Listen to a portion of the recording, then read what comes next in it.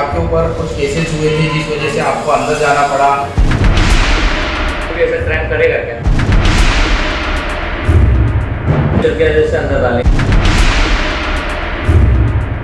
नमस्कार, मैं संजय मेहरोलिया और आप देख रहे हैं आपका न्यूज चैनल। आज हम लोग आए हुए हैं चीता कैंप में, जहां पर अकबर हुसैन उर्फ राजू भाई हमारे साथ में हैं, जिनसे हम चर्चा करने के लिए आए हैं। राजू भाई, आपका न्यूज में आपका स्वागत है। राजू भाई, सबसे पहले हम जानना चाहेंगे कि आपके ऊपर कुछ केसेस हुए थे जिस वजह से आपको अंदर जाना पड़ा और यातना सहनी पड़ी, क्या वजह रही थी?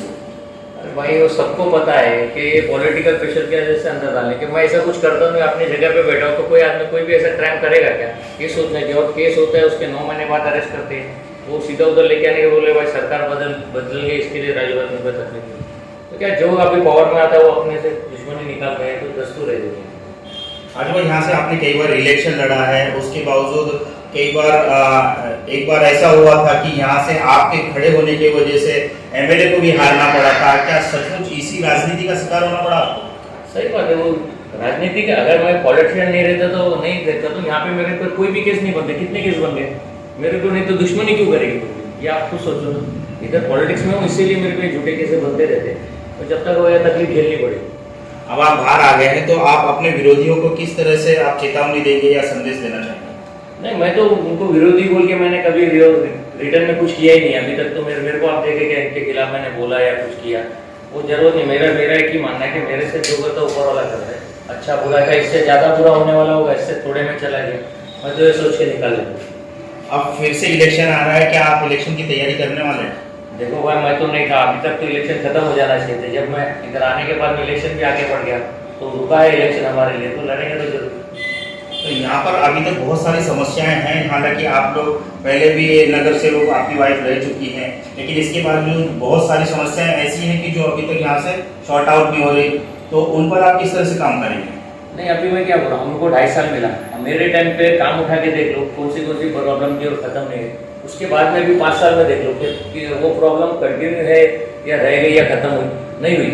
जितना मैंने 2.5 साल में किया उतने 5 साल में भी काम हुआ है। वो आप चेक कर लो, इधर से सर्वे करो, आपको मालूम पड़ जाएगा कौन क्या काम किया क्या नहीं किया। वो मेरे को बोलने की जरूरत नहीं, बीएमसी के अंदर पूरा हिसाब रहता है। इधर पब्लिक को मालूम है किसने काम किया किसने किया। अब बहुत से लोग पेपर में बनाते, गली बन गई, रोड बन गई, खाली पेपरों पे बनता है। वो सब अभी काटे दो, आपको सब मालूम पड़ जाएगा। पत्रकार हो, आपको तो उसमें से ज़्यादा जानकारी। जैसा कि आपने बताया कि कोई रोड डालते हैं और पेपरों पे वर्क होता है, वो हम लोग भी देख रहे हैं। जरा सी बारिश होती है और आए दिन यहाँ की जो छोटी छोटी गलियां हैं उनमें गंदगी देखने को मिलती है, या फिर रोड सड़कें बराबर नहीं है। उस पर आप किस तरह से काम करने की तैयारी में? नहीं, कैसे मेरे टाइम पे जब था तो मेरे पास बीएमसी के वर्कर छोड़ के 20 आदमी मेरे खुद के भी काम करते थे, जिसको मैं पे करता था। आज वो जो लोग पावर में है, वो तो बीएमसी के जो लोग काम करते हैं उसमें से भी करने नहीं देते, उसमें से भी आधे आदमी हो जाते। तो आप थोड़ा सर्वे करो, आपको मालूम। मैं भी तो अभी आया हूँ, आप इधर सर्वे करो, मालूम पड़ेगा कि तकलीफ क्या है पब्लिक को। हमारे टाइम पे क्या थी, रात में 24 घंटा फोन उठाता था, जो भी तकलीफ थी जगह पे सॉल्व होती थी। अभी वैसा माहौल है क्या? कोई इनको पूछताछ करने वाला है क्या? ये पूछना चाहिए। और पब्लिक को भी ये समझ में आ रहा है कि भाई जब कोई भी चीज़ की तकलीफ होती तो आदमी फोन उठाता, मिलता था, आता तो था, होता था, सॉल्व करके जाता था। ऐसा कोई आदमी अभी तक आया हमारे बाद में? कोई एक ऐसा आदमी आया कि खड़े रह गए कि भाई आज चलो इधर एक फ़ोन है और मैंने जाके उधर खड़े रह के ये काम करके दिया?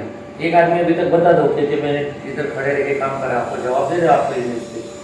तो आपने अगर इस तरह से सब काम किए थे, इसके बावजूद भी आपको आखिर जनता ने क्यों चुनकर नहीं दिया? देखो कैसे है ना, जनता काम नहीं देखी थी उस टाइम पे। जनता उस टाइम जातिवाद हो गया था। जातिवाद के ऊपर वोटिंग हुई, तो उसमें कुछ बोल नहीं सकते। हर किसी को रिलीजन अपना प्यारा है। उस टाइम तो मेरे से भी मांगते थे कि ऊपर वाले के नाम पे, आपसे भी मांगेंगे, आपके भगवान के नाम पे वोट दे दो तो आप दे दोगे। वो हारे जीते मालूम, लेकिन आपको उसका वास्ता दोगे तो दे।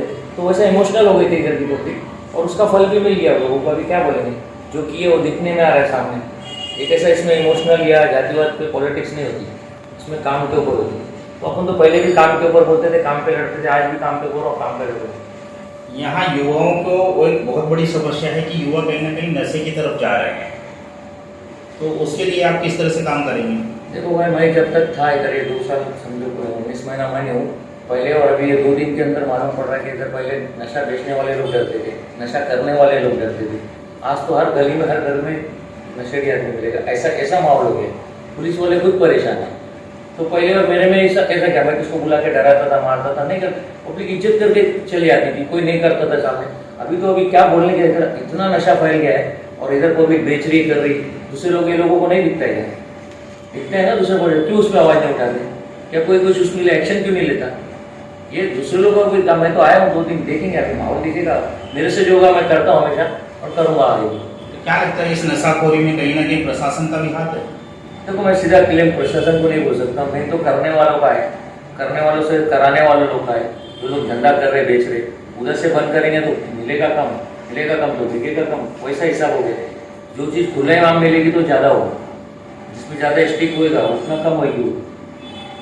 राजू भाई, आज महाराष्ट्र में ऐसी स्थिति है कि बहुत सारा मतलब उतार चढ़ाव चल रहे हैं राजनीति में, कहीं ना कहीं महाविकास आघाड़ी को आप किस तरह से देखते हैं कि फिर से लौटेगी या फिर इसका अब ये एंड है? देखो भाई, इतना बड़ा तो मैं पॉलिटिशियन नहीं हूँ कि इतनी बड़ी बोलो सरकार गिरेगी या रहेगी या जाएगी, लेकिन पता नहीं, अभी आगे का वक्त ही बताएगा। जिस तरह से माहौल चल रहा है उस तरह से नहीं लगता कि सरकार रह पाएगी। ये थे राजू भाई, जिनका कहना है कि इन्होंने हमेशा ही जनता के कामों को अक्सर करो या मरो की स्थिति में किया है, जो हमेशा ही नशा मुक्ति हो या फिर यहाँ के रोड सड़कें साफ करने की स्थिति हो, इसके लिए हमेशा ही वो तत्पर रहते हैं। मैं संजय मेहरोलिया, कैमरामैन तबरेज खान के साथ, आपका न्यूज़।